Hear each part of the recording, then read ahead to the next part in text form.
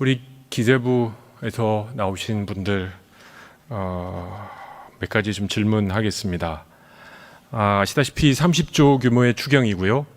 그다음에 이 재원의 대부분은 빚을 낸 거죠. 맞죠? 차관님. 예. 국채 발행이 얼마죠? 19.8조입니다. 근데 국회 예산정책처에서 꼭 집어서 외평채 3조 감축도 솔직히 국채로 떼온 거니까 22.8조 맞죠? 외평채 감축도 국채 발행해서 메꾸는 거 아닙니까? 예산정책처 질문 틀렸습니까?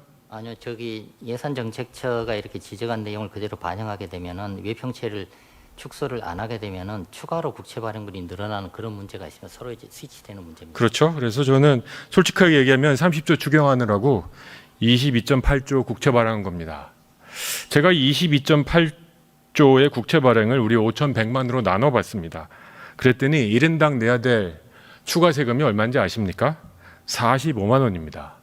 결국 15만씩 나눠갖고 45만 원씩 더 내자. 이게 추경의 핵심입니다. 15만 원씩 나눠갖고 45만 원씩 더 내자. 이 국채 발행 이재명 대통령 호주머니에서 돈 내는 거 아니죠? 결국 국채로 메꾸는 건 세금을 더 걷는 수밖에 없고 4.4.5입 제가 계산 틀리지 않았으면 전 국민에게 45만 원씩 세금을 더 부과하겠다라는 게 추경의 이름으로 이재명 정부가 전 국민에게 주는 첫 번째 선물입니다. 저는 동의할 수 없습니다. 차관님, 이번 추경의 목적이 뭡니까? 두 가지 목적입니다. 첫 번째는 경기 진작이고 두 번째는 민생 안정입니다.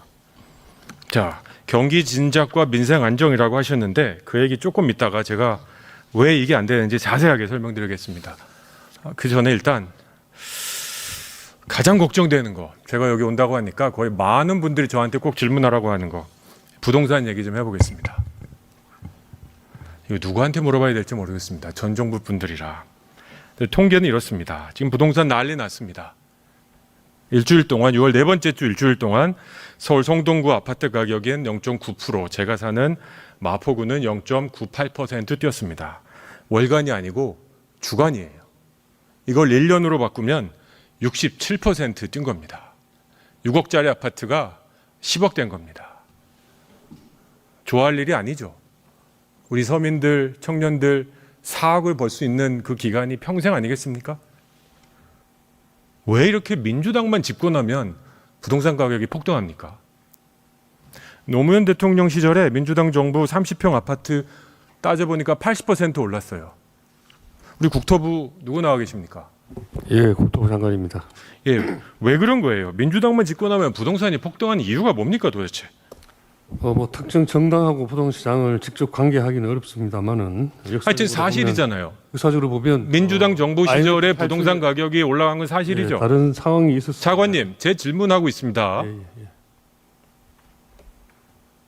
제 질문하고 있어요. 예, 질문하셔서 답변을 드립니다. 민주당 정부 시절에 부동산 가격이 폭등한 건 사실이죠. 네, 그렇습니다. 예. 네, 그렇게 얘기하면 되지. 뭘 그렇게 변명을 하시라고 그러세요? 자, 진보 정부마다 부동산을 폭등하고 있고 태어난 지 한 달도 안 된 정부 또 여전히 국민들이 그냥 폭등하는 부동산을 따라잡으려고 지금 다들 힘겨워하십니다. 근데 이거를 대책을 내놓은 게 지난주 아주 폭탄 대책을 내놓으셨죠. 6억 이상 대출 못 받게 하는 거. 자, 이거 한 가지만 물어볼게요. 국토부에서 대통령실하고 상의하셨어요? 관계부처 간의 협의를 거쳐서 자, 발표된 대통령실하고 상의하셨습니까? 상향으로 알고 있습니다. 예. 근데 왜 대통령 대변인한 사람은 대통령실 정책이 아니라고 거짓말을 합니까? 소관부처가 아니, 임명된 지 며칠이나 됐다고 벌써 거짓말을 하는 대통령실입니까? 상의하셨다 그랬죠. 그러면 그 대변인은 핫바지입니까? 아니면 거짓말한 겁니까? 분명히 상의하셨다 그러셨습니다. 관계부처 간의 협의를 했고요. 대통령실 동의한 겁니까? 반대하지 않았죠? 예, 그렇게 인지하고 있었던 것으로 알고 있습니다. 그러면 정책을 실패했다고 사과를 할 일이지. 우리 이건 금융의 정책이고 대통령실 모르는 일이다. 금융위 관계자 나왔습니까? 네, 금융위원장 나와 있습니다. 예, 위원장님. 예, 이거 어떻게 보십니까? 대통령실하고는 상관없는 얘기입니까? 그 관계부처 협의하고 그 필요한 부분은 조율을 했고요. 그 대변인 그 발언과 관련해서는 대통령실에서 그 이후에 좀 정정하는 내용으로 기자단 공지를 한 걸로 알고 있습니다. 왜 이렇게 벌써부터 잘하는 거는 다 우리 거, 못하는 거는 나가는 공무원들한테 미안합니다. 말을 제가 사과합니다. 이렇게 다 변명식으로 하는 정부. 저는 이런 식의 정책 때문에 민주당이 집권만 하면 우리 국민들의 가장 많은 자산을 구성하고 있는 부동산 가격이 천정부지로 뛴다고 생각합니다. 아무리 제가 정치하기 전에 세계은행에 있으면서 수십 개 나라 정책 자본 해봤는데 일주일에 1%씩 부동산 가격이 올라간 나라는 본 적이 없습니다. 67%의 부동산 가격 인상. 노무현 정부 5년 동안 30평짜리 부동산이 80%나 뛰는 이 상황. 결국은 답은 저는 수요를 억제하는 게 아니라 공급을 늘리는 거라고 생각합니다. 제가 볼 때 6억 이상 주담대 금지하고 나면 그렇다고 15억 이상, 20억 이상 부동산 거래 금지할 건 아니잖아요. 그럼 국토부 차관님이신가요? 현직 국토부 장관입니다. 네, 장관님. 그러면 대출 받아서 못 사는 사람들 그 기회를 결국은 현금을 쌓아놓는 알짜 현금 부자 그리고 언론에서 얘기하는 일부 외국인들은 살 수 있죠. 이번 대책은 시장 관리 차원에서 살 수 있죠. 장관님, 제가 말하는 게 어렵지 않습니다. 질문 안 하셔도 다 아시는 이야기인데 왜 질문을 하시면 그게 제가 답변을 드릴 수밖에 없지 않습니까? 아니 장관님이 의원의 질문 방식에 대해서 지금 훈계하실 필요는 없다고 생각하고요. 자, 그러면요. 과연 이 정책이 무엇을 억제하고 어떤 시장을 새로 만들 것 같습니까? 젊은이들과 어떻게든지 인서울, 인강남 하고 싶은 국민들의 마음이 죄는 아니죠. 돈 열심히 벌어서 살고 싶은 지역, 그리고 값이 조금 오를 것 같은 지역에 아파트를 사는 국민들이 죄인은 아니죠. 그런데 이런 비현실 정책을 대통령실하고 조율했는데 대통령실은 부진하면서도 막 혼란을 내면서 이렇게 발표하고 나면 부동산 시장은 어떻게 되는 겁니까? 이런 것들이 누적되니까 민주당 정부가 집권만 하면 부동산 가격이 미친 듯이 올라가는 거 아닙니까?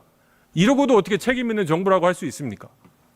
저는 또 혹시 15억 이상 부동산 대출 규제 정책 문재인 정부에서 핀 적이 있죠? 이런 것도 검토하고 계십니까, 장관님? 현재 그런 내용은 없는 것으로 알고 있습니다. 그러면 부동산 6억 이상 주담대 금지 대책이 집값을 안정시키는 데 실패하면 추가로 무슨 대책을 마련하실 생각입니까? 기본적으로 가수요를 억제하고 공급을 열리는 양쪽 그 두 바퀴 정책을 펼 것으로 그렇게 알고 있습니다. 자, 그러면 이번 정책은 시간 효과를 보는데 시간이 얼마나 필요하다고 생각하십니까? 그리고 이 정책으로 부동산 가격을 얼마나 안정시키려고 하십니까? 시장에는 많은 가수요로 인한 수요가 있기 때문에 그런 부분에는 효과가 있을 것으로 생각을 합니다. 그럼 부동산 가격이 내려가려고 보십니까? 장기적으로는 수급 상황에 근거해서 결정. 장기적인 얘기한 거 아니잖아요. 지금 급하게 막 낸 거 아닙니까? 지금 부동산 가격이 시작하자마자 올라가니까 이거는 초단기 지금 공급을 확대하는데 시간이 걸리니까 수요를 막겠다. 지금 이런 정책 아닙니까? 솔직히. 네, 그렇습니다. 단기 정책과 중요한 그러니까 단기니까 두세 달 내에 부동산 가격 떨어집니까? 자신 있으세요? 시장 상황을 예의시켜 보고 있습니다.